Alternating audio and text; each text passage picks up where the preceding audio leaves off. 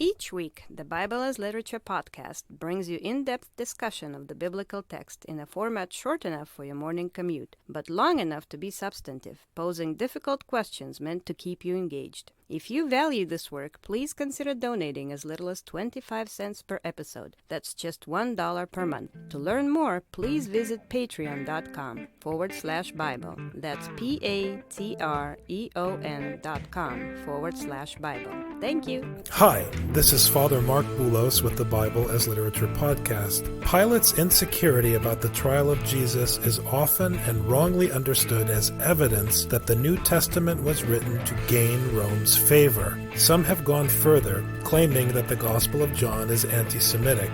This week, Richard and I tackle these questions during our discussion of John chapter 18. And once again, when John or any biblical text is read in light of the prophetic tradition, such claims betray a deep biblical illiteracy.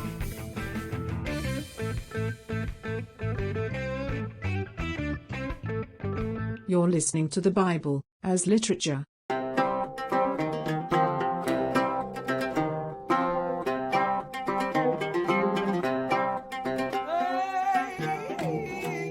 Hi, this is Father Mark Boulos. And this is Dr. Richard Benton. And you are listening to episode 64 of the Bible as Literature podcast. Father, this week in light of Holy Week and Easter, we've been spending time talking about the Passion and the Crucifixion.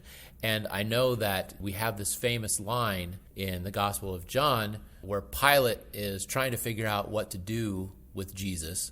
And he has this line, "What is truth?" And I know that gives us kind of prickly feelings when he says that. It sounds so philosophical. It sounds so nebulous. It sounds so off the point, considering there's a person's life at stake, to be talking about philosophy and truth and stuff when he has to decide whether to kill somebody or not. So can you tell us more about what you were thinking about this when we were reflecting on it?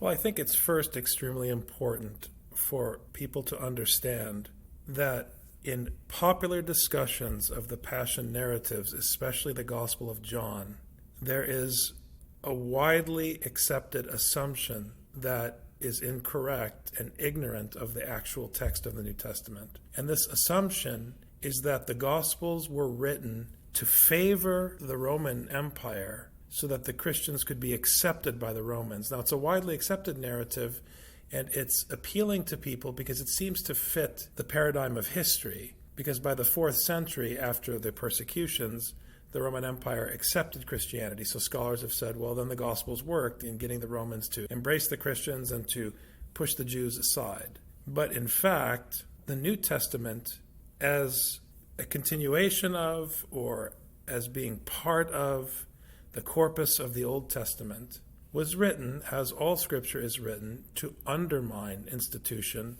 and to undermine imperial power. So I really want to be clear that the New Testament, in a way, functions as a Trojan horse against the Romans. It undermines institutions. And actually, we're dealing with two institutions That in is the right. gospel. We're dealing with the Roman institution, but we're also dealing with the Jewish institution or institutions. And it really is trying to do what it can to undermine all of them at the same time. So we know, for example, that the Gospel of John is critical of the Jewish community. But we also know that the New Testament is not addressed, as we've said before, to the Jewish community. It's addressed to the early church, which means that the critique of the scribes and the Pharisees is not only a self-critique on the part of the writers of the New Testament, but it's a literary critique of the Christian community as institution. It's the same problem. We know that the critique against Pharaoh in the Old Testament, the critique against Nebuchadnezzar in the Old Testament, which are major themes in the lectionary of Holy Week, especially on the Paschal Saturday before the midnight services, you hear these lengthy readings about God's confrontation with these tyrants in these great stories of the Bible. Just as God confronts these leaders, these rulers and tyrants, he confronts Caesar in the New Testament. To emphasize your point, we know that it was aimed at the Jewish community. All the heroes of the story are Jews, but the critique is not against a power that existed then. So we know that there is a critique against the very institutions that the Jews were trying to work with in order to get what they wanted, but then it showed the inherent corruption of the imperial system that existed at the time. And we see this also happening in the New Testament. Correct. So in John, when you hear a critique of the Jewish community, when you hear a critique of Judas, whose name, Judas, pertains to Judah, pertains to Jacob, pertains to Jew, all of these words are intertwined. Judas represents the betrayal of Jesus by those closest to him. This is not about Jews per se. This is about anyone who claims to follow God's teaching, who would then betray God. In the story, it's Jesus' closest relatives, his people, betraying him. But in the assembly in the church, it's those gathered to pray that are betraying Jesus. Because we know that we will go through all of the gospel readings and bear witness to his trial, the unjust judgment against him. We will bear witness to his crucifixion in hearing all of these passion narratives during the services. And then we will leave the church and we will act in such a way that betrays everything we bore witness to. So we are Judas. This is very important to understand. We also function as the Roman Empire, especially in our culture, our society, which is dominant and affluent. People would say that we're not an empire, we're a democracy or a commonwealth of democracies. However you want to describe it, we are a dominant, controlling power that has tremendous affluence. So as Americans, when we hear also not just the critique of the religious community, but the critique of the Roman Empire, we have to hear it as a critique of the psychology and the behavior of the dominant power on earth. This is so important for understanding this passage because a lot of times, like you said, people misunderstand this as being anti-Semitic, as being anti-Jewish. And we have historical precedent that shows that during the Middle Ages, Holy Week was a terrible time of persecution against Jews because people took this in a way that they understood that the enemy is the Jews as depicted in this story. And I think there's a line of interpretation that leads us in a horrible direction, which is why Pilate and what he says is so important. Because on the one hand, Pilate comes and says, do you want him to be crucified? Could I crucify this other person instead? Who do you want me to release? And they say, let him be crucified. And you say, see, the Jews are guilty. They said, let him be crucified. And Pilate, because he wanted to avoid a riot and wanted to avoid persecuting the crowds, he just went along with the crowd and did what he had to do. Poor Pilate. He was just trying to do the best he could. But the thing is that I think people misunderstand when they make that assumption is that as a Roman, as wielding all power on earth, he had a duty.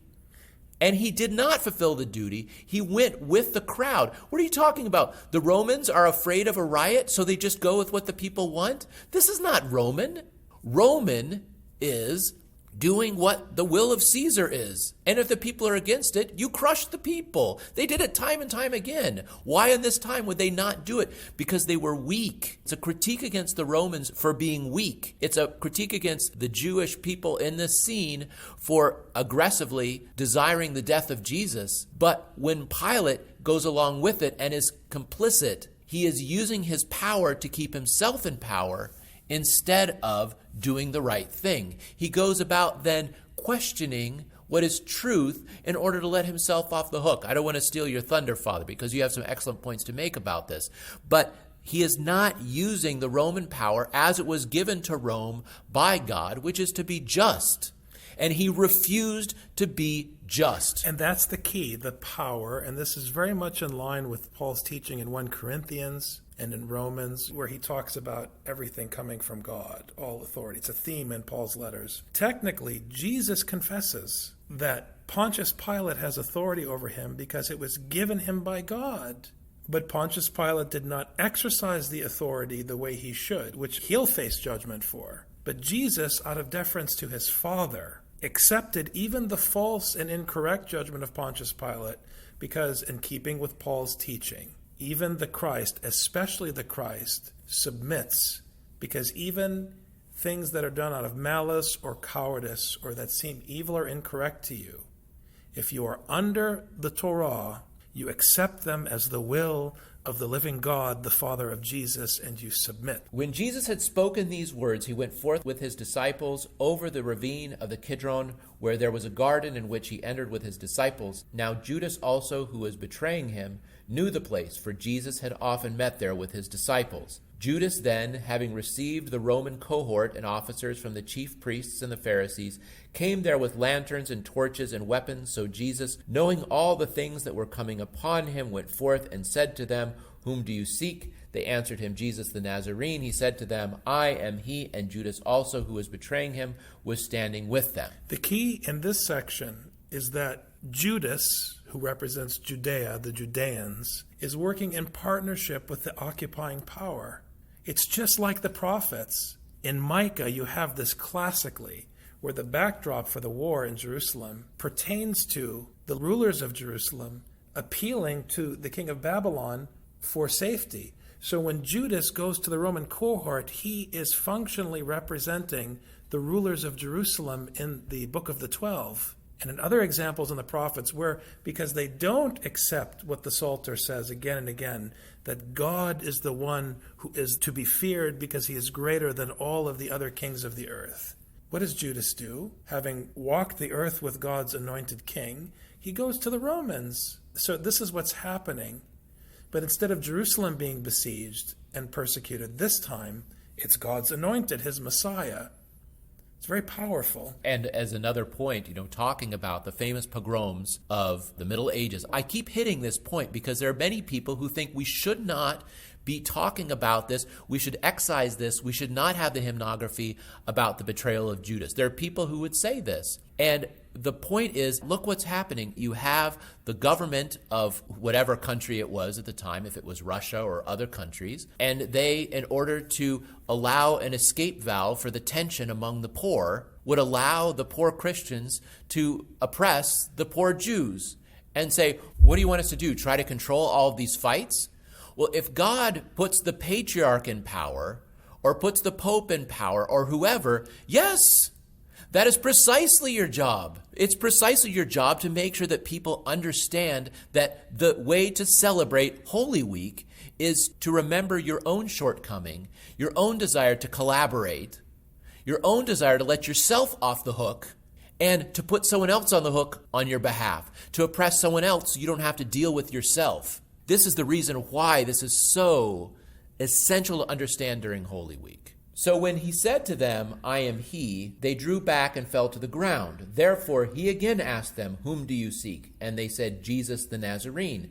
Jesus answered, I told you that I am he. So if you seek me, let these go their way, to fulfill the word which he spoke, of those whom you have given me, I have lost not one.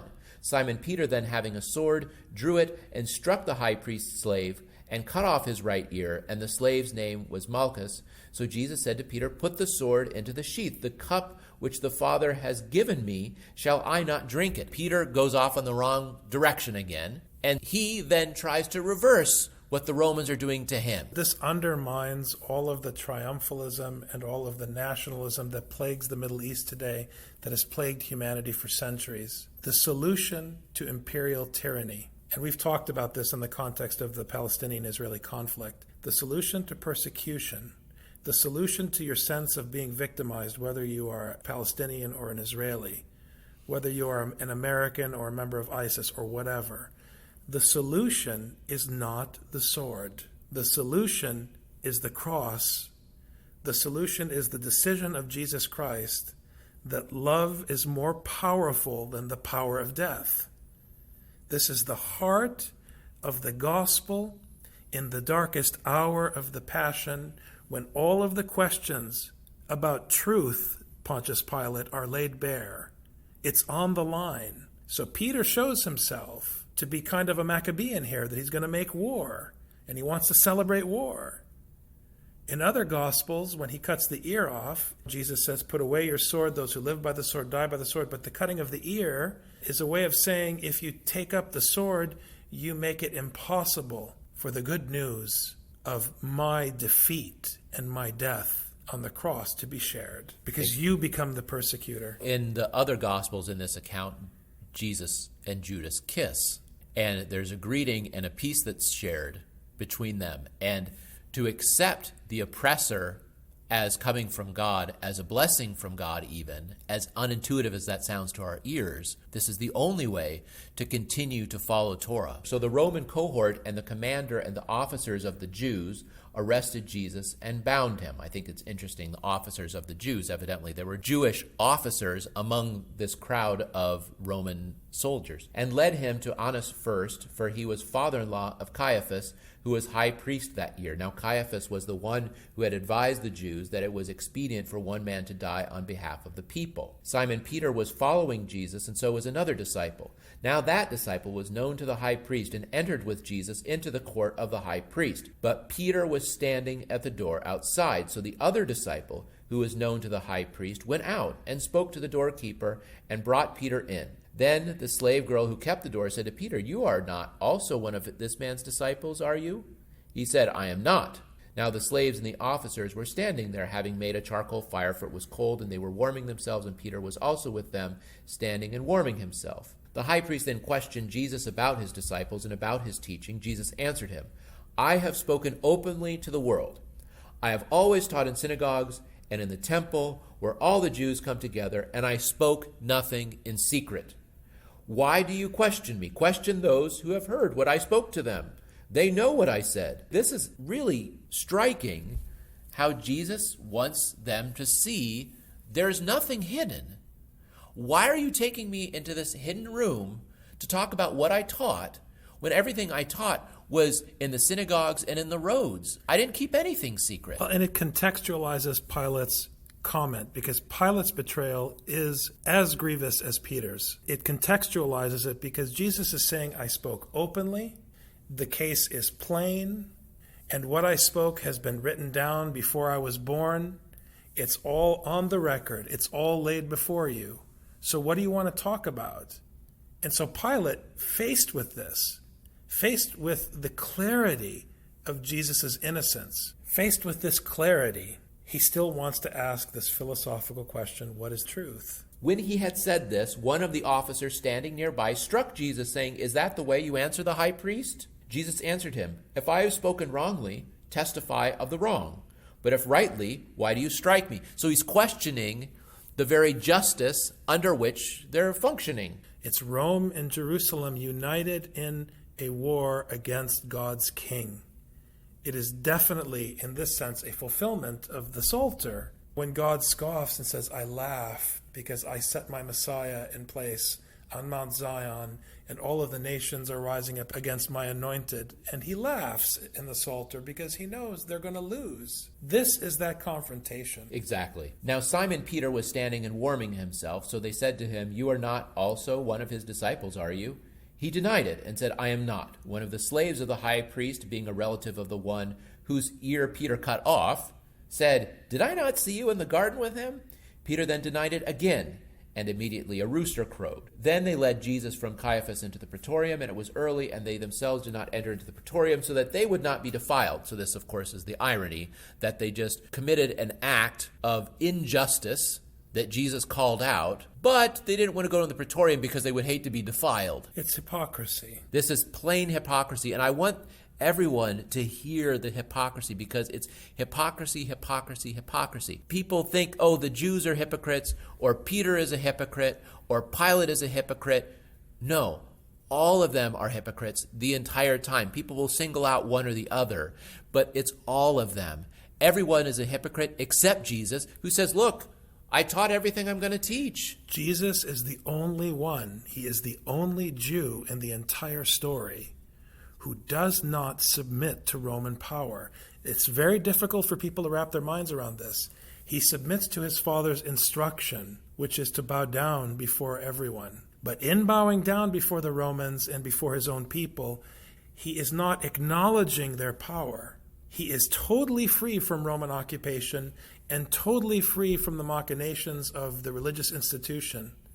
Jesus might be persecuted, he might be put under the judgment of the human court, but he is completely liberated because he is obedient only to the Torah. The only reason why the high priest has soldiers and officers is because the Romans let him. Therefore, Pilate went out to them and said, "What accusation do you bring against this man?" They answered and said to him, "If this man were not an evildoer, we would not have delivered him to you." They accuse Jesus of being insolent to the high priest, but then when they speak to Pilate, they say, "Well, we wouldn't have brought him to you if there weren't a problem. Just trust us." They're telling Rome, just trust us. We know he's bad. So Pilate says, okay, take him yourselves and judge him according to your law. If you know he did something bad, then judge him. Pilate's a typical politician trying to weasel out of his duty. The Jews said to him, "We are not permitted to put anyone to death." So they're not willing to put their money where their mouth is. So they're being just as weaselly. To fulfill the word of Jesus which he spoke, signifying by what kind of death he was about to die. Therefore Pilate entered again into the praetorium and summoned Jesus and said to him, "Are you the king of the Jews?" Now, this is a way of getting evidence against him, because if he does say he's king of the Jews, then he can put them against his own people and then let them fight it out. It's also anti-scriptural. People don't understand this, because the Bible is saying that the anointed of the Father is the Messiah and the King of all nations. So the nations are saying, no, he's just your king. We don't want the Torah. And the Jews are saying, no, he's not our king, and we don't want the Torah. So in affirming that he's king of the Jews and in denying that he's king of the Jews, in both cases, you're denying the Bible. And Jesus answered, "Are you saying this on your own initiative, or did others tell you about me?" Trying to figure out where Pilate is coming from on this. Pilate answered, "I'm not a Jew, am I? Your own nation and the chief priests delivered you to me. What have you done?"